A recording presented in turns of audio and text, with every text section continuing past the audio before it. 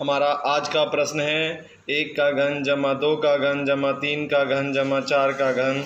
इसी प्रकार चलते हुए लगातार हमें 20 तक की संख्याओं का घन का योग बताना है। ऐसे प्रश्न हमें देखने में बड़े कठिन महसूस होते हैं। हमें लगता है कि हमें बहुत ज़्यादा गणनाएं करनी पड़ेंगी, लेकिन जब हम कुछ युक्तियों का प्रयोग करते हैं तो ये सवाल बड़े आसान हो जाते हैं। जैसे हमारे सामने है 1 का घन बराबर 1 का वर्ग, 1 का घन जमा 2 का घन बराबर 1 जमा 2 का होल वर्ग। आगे 1 का घन जमा 2 का घन जमा 3 का घन बराबर 1 जमा 2 जमा 3 का होल वर्ग।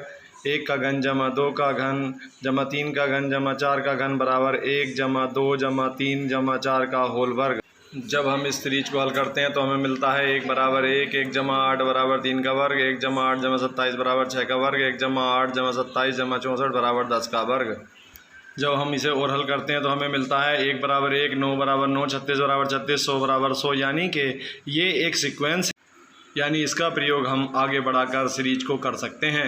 यानी कि 1 का घन जमा 2 का घन जमा 3 का घन जमा 4 का घन जमा 5 का घन बराबर होगा 1 जमा 2 जमा 3 जमा 4 जमा 5 का होल वर्ग।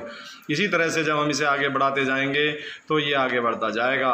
इस तरह से जब हम अपने जो हमें प्रश्न दिया गया है उसका उत्तर निकालेंगे तब होगा 1 का घन जमा 2 का घन जमा 3 का घन जमा 4 का घन जमा 5 का घन जमा 6 का घन। इसी तरह से आगे बढ़ाते हुए जमा 20 का घन, यानी 20 तक की संख्याओं के घन को हम 1 जमा 3 जमा 4 जमा 5 जमा 6 जमा 7, इसी तरह से आगे बढ़ते हुए जमा 20, यानी 20 तक की संख्याओं के योग के वर्ग के बराबर होगा।